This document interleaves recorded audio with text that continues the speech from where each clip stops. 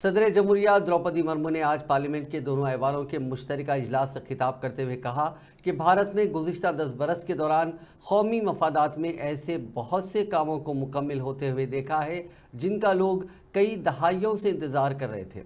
सदर जमहूरिया ने अयोध्या में राम मंदिर की तामीर का जिक्र किया और कहा कि लोग सदियों से इस दिन का इंतज़ार कर रहे थे और अब उनका यह ख्वाब पूरा हो गया।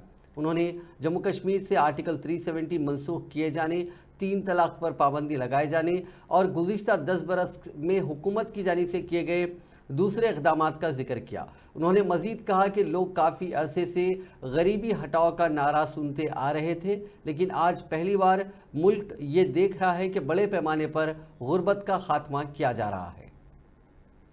पिछले 10 वर्षों में भारत ने राष्ट्रहित में ऐसे अनेक कार्यों को पूरा होते हुए देखा है जिनका इंतजार देश के लोगों को दशकों से था।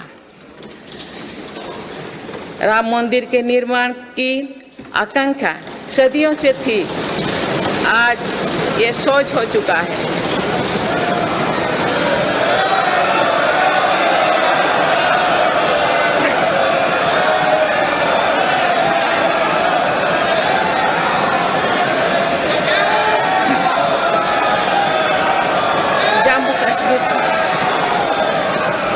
जम्मू कश्मीर से आर्टिकल 370 हटाने को लेकर शंकाएं थी, आज वो इतिहास हो चुकी है।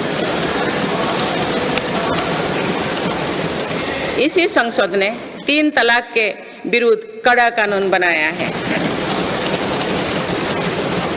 इसी संसद ने हमारे पड़ोसी देशों से आए पीड़ित अल्पसंख्यकों को नागरिक देने वाला कानून बनाया।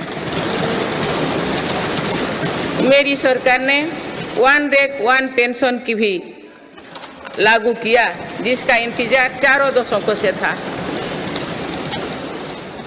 OROP लागू होने के बाद अब तक पूर्व सैनिकों को लगभग 1 लाख करोड़ रुपए मिल चुकी है।